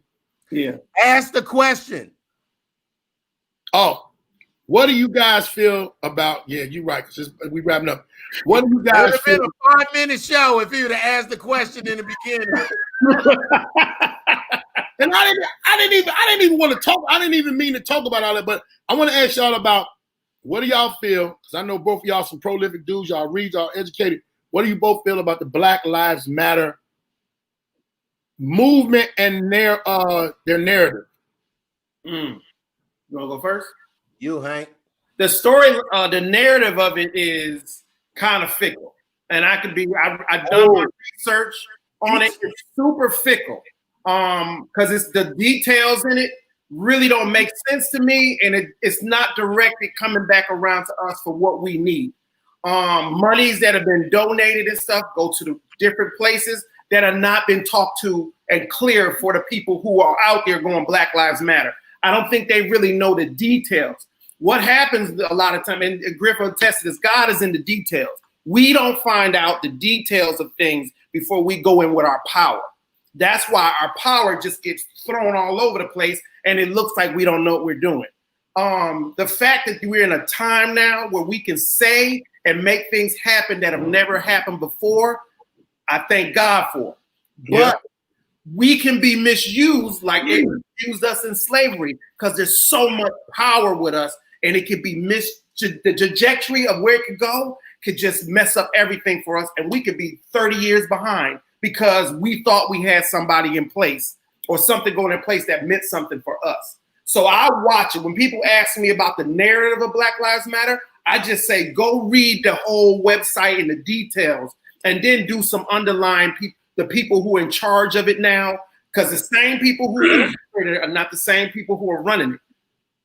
It's moved on because it has a different finance to it. It has different monies involved. Right. So, like I said, and the last thing I'll say about Black Lives Matter, follow the money. If you follow the money, dog, it's going to take you somewhere. You're going to be like, why is that going there? So, but I would to piggyback on that, I will say the front of Black Lives Matter is a beautiful thing. Yes. I lived in a predominantly white neighborhood in Dallas, Texas, in Addison Circle, where it was probably not a dozen black people that lived up there, but they had a rally. And for me, the interesting thing was to see in Baldhead with this casting that you can do. You can show videos, you can show pictures. Like from now, the next time you talk about Chicago, I want to see a picture. I want to see a video of just the streets and how it looked, where your neighborhood. Pull a picture up of your great grandmother. Like you can do all that with this. Like, don't just be limited to talking. Right. Like use all your virtualness because that's where the replays come in. Yeah, StreamYard to make that beautiful for you. You could close it out, put a scene, a video. Yeah, I just was realizing a lot of the things like this past week, messing around on the computer, all the other things that StreamYard did. I was like, damn. I took a 2-week class, paid for it, and I'm on this thing which is called eCam, but it's the same thing as StreamYard. But it just got first I was reading the kids in a little bubble with the book and playing videos. And Madam C.J. Walker Foundation found me and asked me to be a virtual camp counselor and gave me some bread. Good. The next 3 weeks later, a whole school county called me. So I'm just telling you, take your time, read a bunch, go through a bunch of YouTube videos because you can do it that way too. Right. And just keep asking questions. How, when I talk, can I run? How can at the same time can a video? Everything is picture in picture. What you're doing right now, when I'm talking, you should change the scene so it's just me. Put a graphic. You get, if you don't know how to do that's a different one. And then they got one where it's just me. Go to the one, keep playing with it till you see the one where it's just the talker. It'll close out. Perfect. There you go. So Baldhead, go back to me. I'm gonna walk you through it. I'm gonna help you. And you so right here, where it say Baldhead Podcast, you make that ball, you put it to the right, you put Griff on the, you keep your Baldhead in the corner, and then you run your website, and then at the same time you taking, and now you go back to Hank. You now put it on Hank. Put it on Hank. So there you go. Right. Why Hank get his name and I get mine? Your name was up there. You was talking, and then the bottom fifth. So see, that's your name right there. So you learn the bottom fifth and the angles of where you put the angle, and not the bottom fifth, the lower third, and then your pre-production will be you adding a bunch of stuff to graphics, stuff you can do on anything. The pre-production, what he talking about is where it say Hank in the little corner. You put Hank camera on the 3. You put three horizontal. Then you put 3 in square. And then you just produce it, and then you don't. And because it's tight and it's there you go. Right. Way to put your Cash App. But look though, because Cash App is green, make that a green graphic. Have you start playing with graphics. Learn how. I'm putting you on game, Baldhead. Hey boy, you think I can soak it up? Shit, I'm soaking it up. No. I know you will. There you go. Move it up. Come on. But look, you should have did that 92 minutes ago. But guess what? If you never would have asked the question, it would have been a 7-minute show. Right. On this part too. I know write yourself a monologue. Write yourself a small monologue when you up yourself. So then you have all that. Because the thing is, we were just a studio audience for this show. Be honest with you. When Griff was just throwing you alley-oops and you was just running with it. The way this is set up and the stories you got, you can interject some of the dopest stories in the middle of videos is gonna make people go, yo, that's so old. You know, I've been trying my best. I've been doing this podcast. Go ahead. Don't say try. Don't say try. Try is a quit word. I be trying not to hit you in the mouth, but you talk too much. Do you not hit me in the mouth? Or do you try not to hit me in the mouth? Way to get me to understand it. Yeah. So I've been doing this podcast. There you go. For 4 years. I've just gotten serious right before the pandemic. When I because it's money we can get, money we never knew. Like real. And the thing of it is ain't nobody trying to sign nobody no more. They ain't giving out them development deals and all of that. I'm like, look, man, what else can you do? And I've been doing it out of my house when I was in Chicago. I was doing it in a couple of bars here and there. And I was like, man, Corey Holcomb, when I looked to see Corey Holcomb was making money up off his podcast. Yep. I was like, I sat up and watched on Super Chat. I watched one night, that boy made $1,500. And he never said nothing to nobody. Like, he never was like, oh, shout out to Sozo. And that's that thing from the dudes that's gamers. Right. That's Twitch and all that. And I'm like, so write down this too. Write down Restream. R-E-Stream. Write down Restream. With Restream, you can use StreamYard. You use Restream and put you on Facebook, Twitter, Twitch, 40 different things, all at the same time. Yeah. I think you get 25 of them free for reals for what we do. Yeah. We only really need the Periscope, the Twitch, you know what I'm saying? But the whole thing is this, because now let's talk about corporate. And Black Lives Matter, everything Hank said, I said too. You're going to be mad when you read the website. That's all I'm going to say. Right. A lot of my people were telling me about, because I was like, Black Lives Matter, Black Lives Matter. And they was like, look, it's a lot of stuff in the mix of Black Lives Matter that if you knew about it, you wouldn't be down with it. And myself, from knowing y'all, and man, rest in peace, Tyler, y'all really study stuff. You know what I'm saying?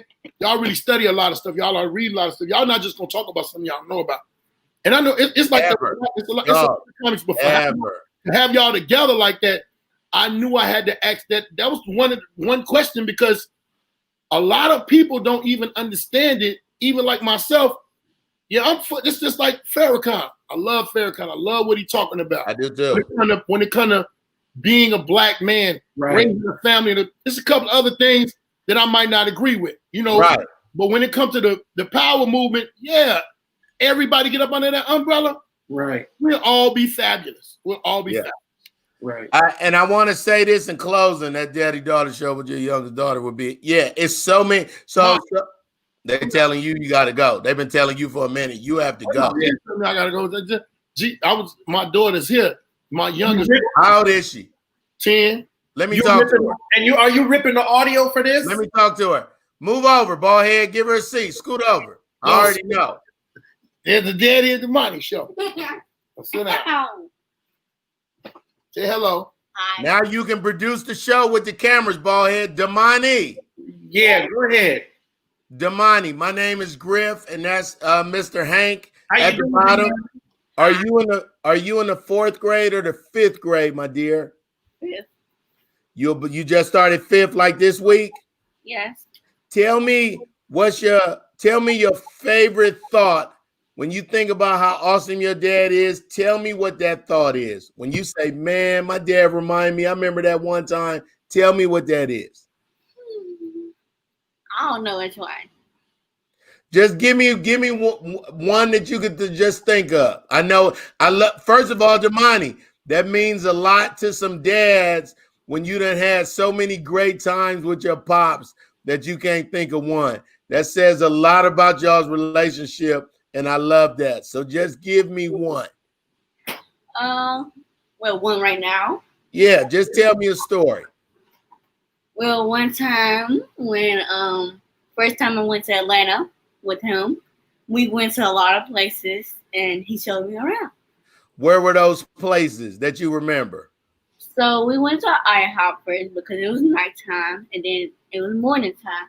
And then next, when it was my birthday, we went to Dunkin' Donuts. They gave me some cake. And oh yeah. There you go. My favorite one. We made peanut butter and jelly toast together. Damani. Hank, you got a question for Miss Damani? Yeah, I have a question for Miss Damani. Well, something that your father says all the time, and you get tired of hearing it, and you wish he stopped saying it, but you let him say it anyways. Oh, Lord.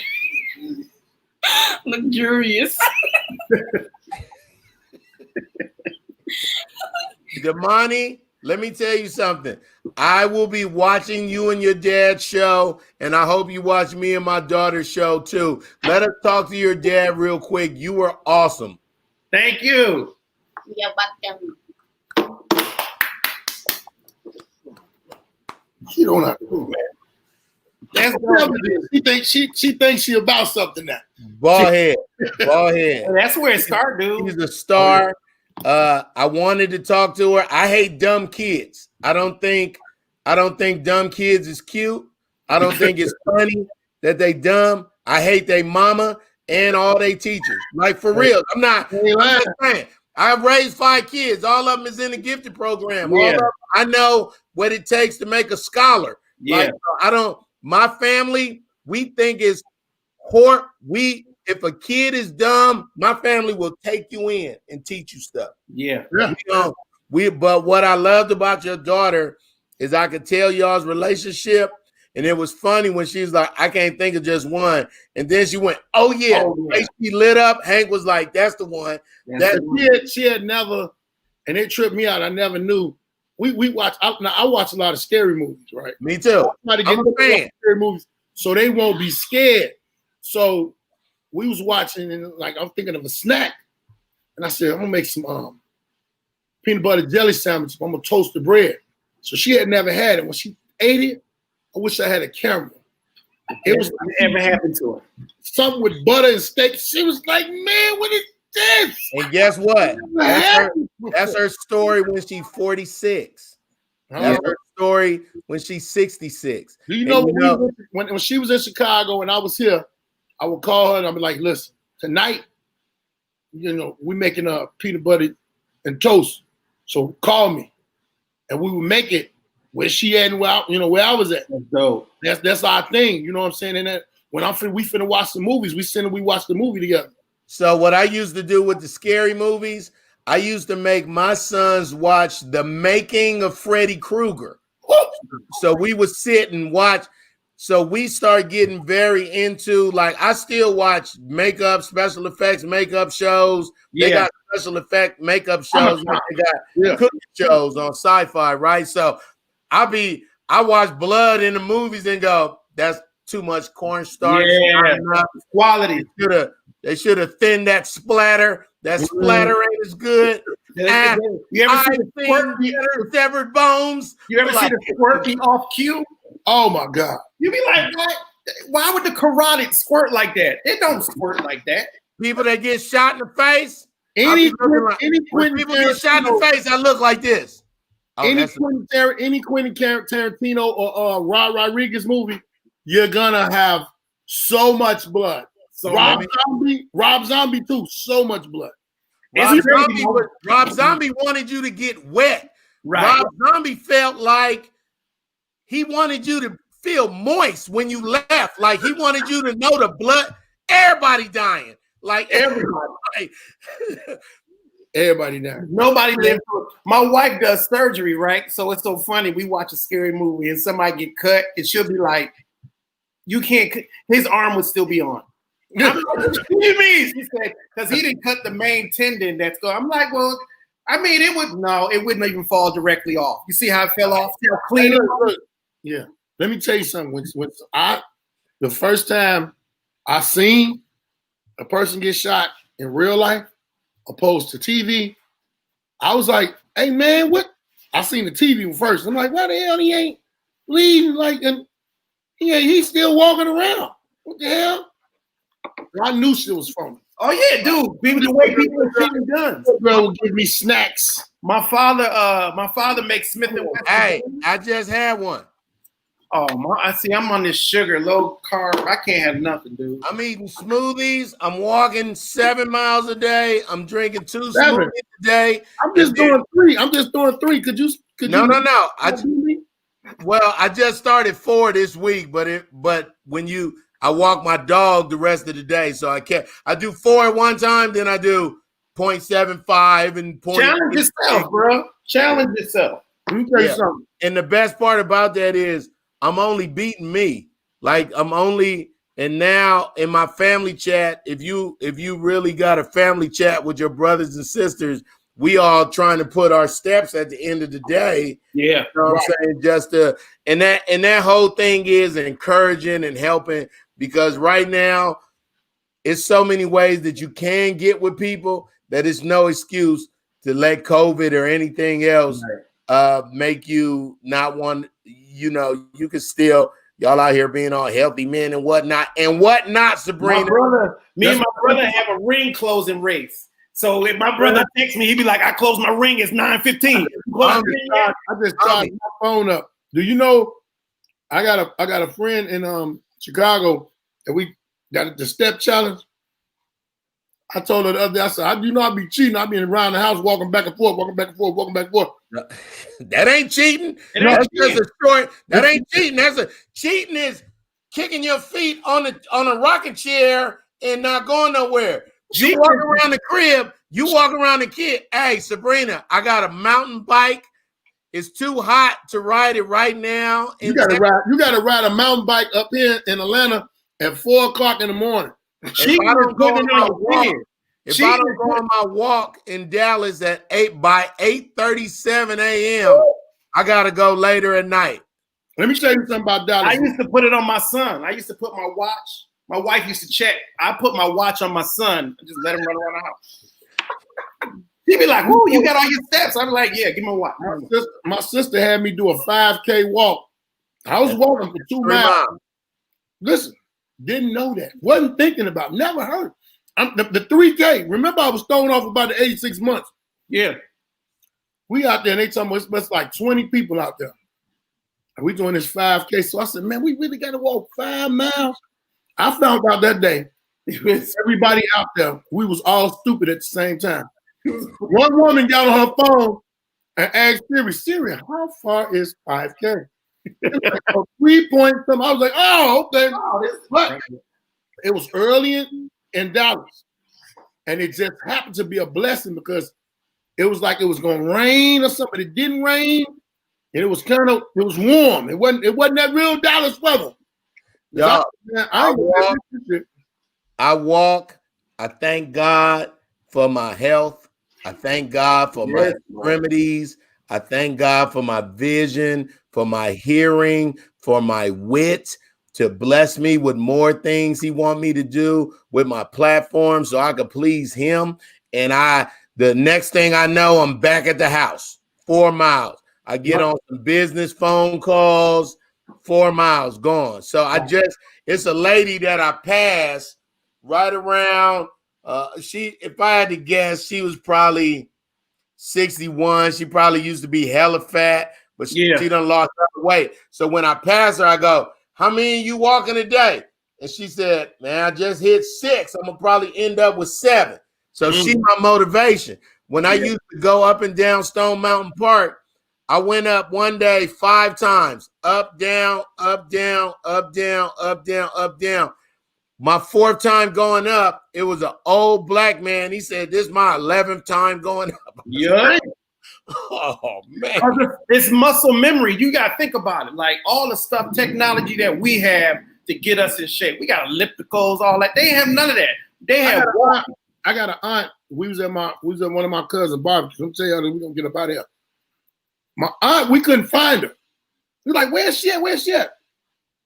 We go outside just on the front talking like, man, somebody got to find her. She ain't crazy or nothing. She ain't got Alzheimer's. She at the top of this hill. What's it called? Alzheimer's. I don't know. I don't remember. But look, so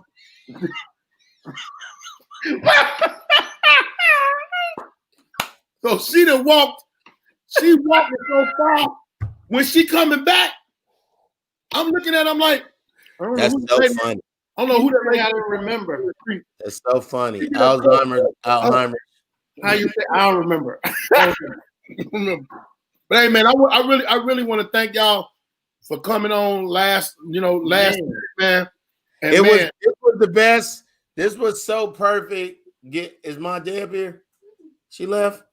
Dang it. All right. Yeah, I gotta go too. I walked the entire 26.5 miles around Lake Geneva in one day. Man, Sabrina, that is beautiful. That's my publicist. She be on my ass about a lot of stuff, man. Hey, Baldhead, take this piece, go look at it again later.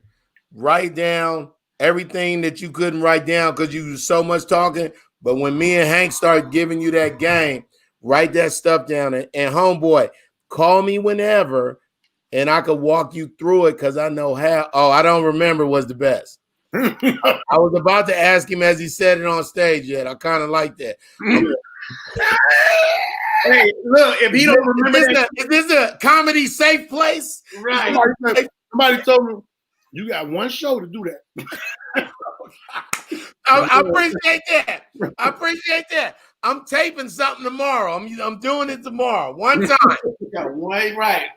Hey man, this is dope, man. The ideal is all 3 of us could have marketing money coming to whatever ideas we got going. We didn't realize that before. Now we realize it. I would say if anything, you look at commercial value to it, is look at stuff that Byron Allen does and people who own their own networks. Byron Allen is a boss, and his motto is simple. They don't even know it. His motto is simple. I split the revenue with you. I split 50-50 advertising costs. I'll get so much 50-50s. It's fine. Hey, well, I thank y'all for coming on. Yeah. I'll make sure y'all go follow my man, Hank. Make sure y'all follow him. That's when you put the graphic with Hank's Instagram and stuff. At Hank Denson Comedy. Hashtag pay teachers more money. Why I say it? Because teachers matter, kids matter most. Yeah. Hold on, let him put that. He gonna keep his Cash App up there. Don't ask us what ours is. Yeah. Dirty, Hank. The hell with mine. Make sure y'all follow. Tell them y'all Cash App shit. Tell them you type it down and then tell them your Cash App. Grip. Hank Denson Comedy. Nobody don't cash at me because I think my wife got the card. Hank, tell him your information, Hank. You stupid. At Hank Denson Comedy. If you want to, you can go to Joke Dealers. Look, 8645 1103. Vote, people. Go vote. Come on, man. We got to get it done. We got to get dude out of there with the cotton candy hat. We got to get him up out of there.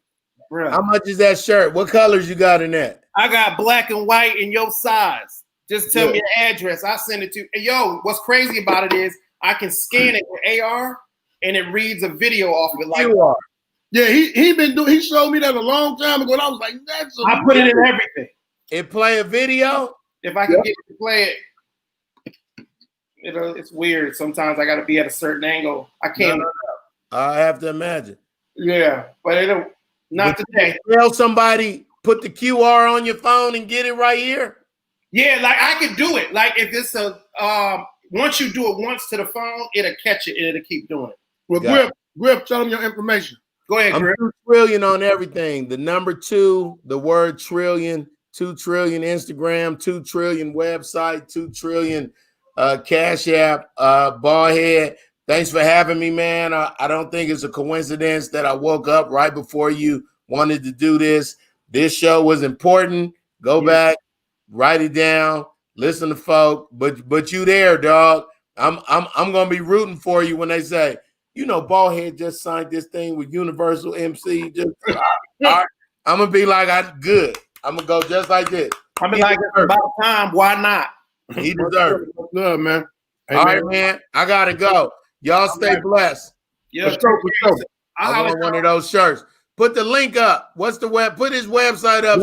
That's my publicist. I'm gonna send it. But let them know. More money. You can go to payteachersmoremoney.com. You can get one of these. It's called the 86 shirts, and you'll see all the other stuff. Baldhead. Hank, you been on our show on Get Up Mornings? Yeah, remember she didn't know she didn't think I was. She thought I was a teacher. Baldhead. I want to get you on the show next Friday for our Coming to the Stage segment. On Get Up Mornings with Erica Campbell. I'll holler at you. No, I just want to congratulate you, Griff, while we in. Yo, congratulations. Yeah. Schools, man. Thank you, man. Yeah. Thank you, man. The blessing is I'm just being obedient, and I don't have a tri-spirit. I got a gladiator spirit, and I focus. I don't let the best part about being a comedian is we give ourselves 1,000 outs when we talk. So when we talk, we go, if I end it this way, I could say this, I could say that, I could say. So we so far ahead of the conversation that the first thing you should think about is not the bread. I always promise myself I would never chase money. I promise myself, because if you do, you slut yourself out to Hollywood.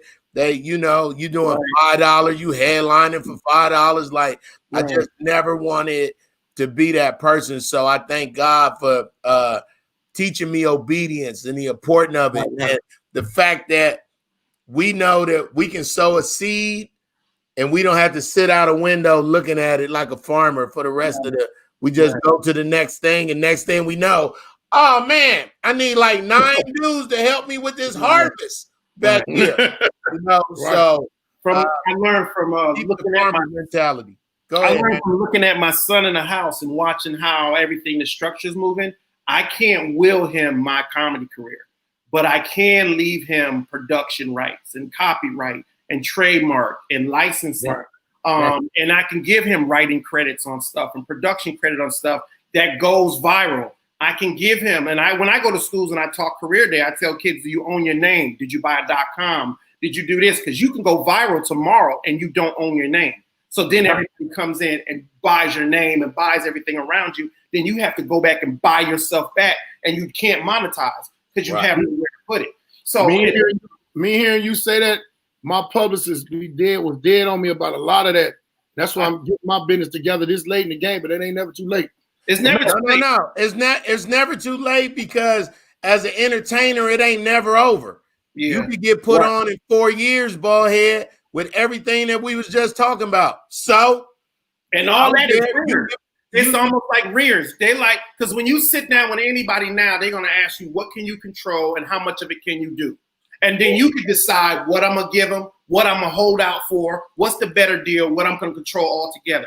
My issue is, and I'm asking y'all for just in this space, my problem has been motivation. And I sit down, and most cats don't say they talk to a therapist, but I got a therapist. And my therapist told me the other day, your brain and your mind, your brain makes you lazy. Your brain is what tells you, to be comfortable, to do this. That's why they never say brain over body. They say mind over body, because your mind is actually the vehicle that pushes you to do this stuff. Your brain will tell you what your publicist is saying to you, Baldhead. That's your brain telling you, yeah, okay. But your mind is saying and remembering that your publicist said to get that done.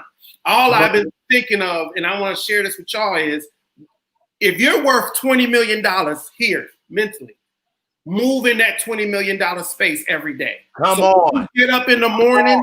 What would your $20 million person do? Man. Eventually, like he said, don't chase the money, chase the know that I'm worth this money. So I'm going to do like that every day. I get up in the gym. I go 45 minutes on the treadmill. I eat real clean. I'm drinking sea moss. I never thought I'd be eating sea moss like I'm eating it. You know what I mean? Like all this stuff. Black seed oil, dude. Chlorella. I do chlorella, spirulina.